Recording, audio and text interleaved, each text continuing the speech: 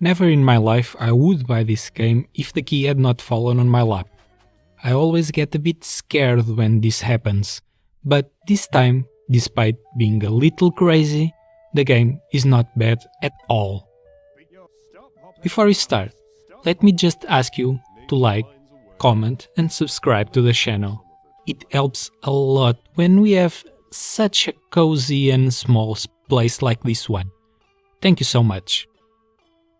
Fluffy Horde is a tower defense with a fun strategic component. I'll talk a little bit more about this later.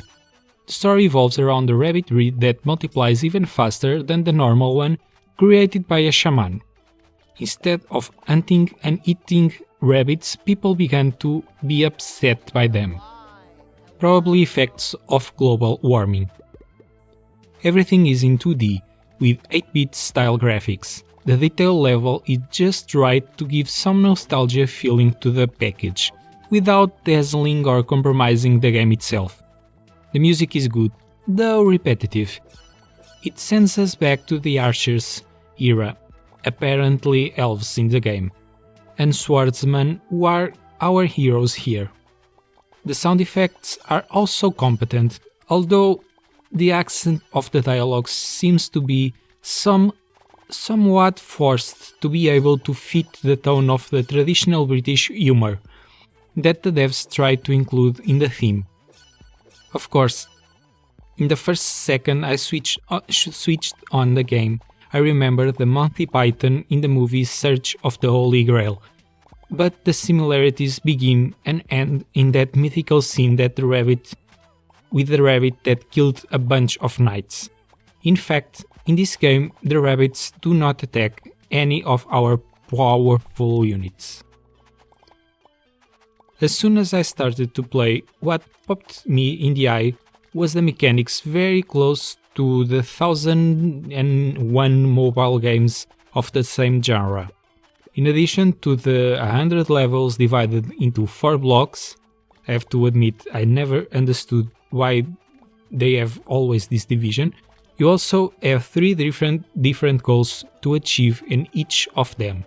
That will give you between 0 and 3 stars, if you can, of course, fulfill them. The game loop is simple. Either you have to prevent the rabbits from destroying a mill, or you have to do escort missions. The problem really lies on how you can do this. As expected, there is more than one way to pass each level, and often before you realize it, you will die a reasonable number of times. At the same time, you also cannot let rabbits multiply too much, or you automatically lose the level if they do so. We can hire peasants to work for us. This increases the speed at which we get money, with which we can hire more units, decoys, or lift and lower bridges. These bridges and decoys are also very important strategic units, as they can prevent or allow the passage of rabbits, or direct them to a specific location to make a pleasant slaughter. This is the main twist of the game, the strategical aspect of it. It is not the same place units and pray. You have really to control all units at all time, and some of them will with specific roles that can enable other ones. With 100 levels and the very mobile-friendly mechanics and very fast levels, we expect new mechanics to be introduced frequently. But this is where I think the game fails a bit. The new mechanics are not enough to keep the game fresh for long, and after that initial shock or burst of fun, it ends up by becoming repetitive quite quickly.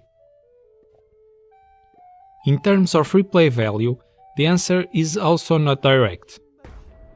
For me, it has it to the point that you can fulfill all the objectives of each level. At least I was repeating levels just to get medals that I thought would be easy to get after realizing the most appropriate strategy for each level, but after that I did not feel like repeating anything again. In a nutshell, this game is quite funny, doesn't take itself too seriously, appropriate to the niche in which it is included. Sometimes I wonder if it would not be a fantastic game to play on my mobile phone, and if it do not find itself a bit out of its comfort area on the PC. Even so, it has its merits, and although it is far from being a Game of the Year material, it's competent and fun for a good bit. See you next time. Bye!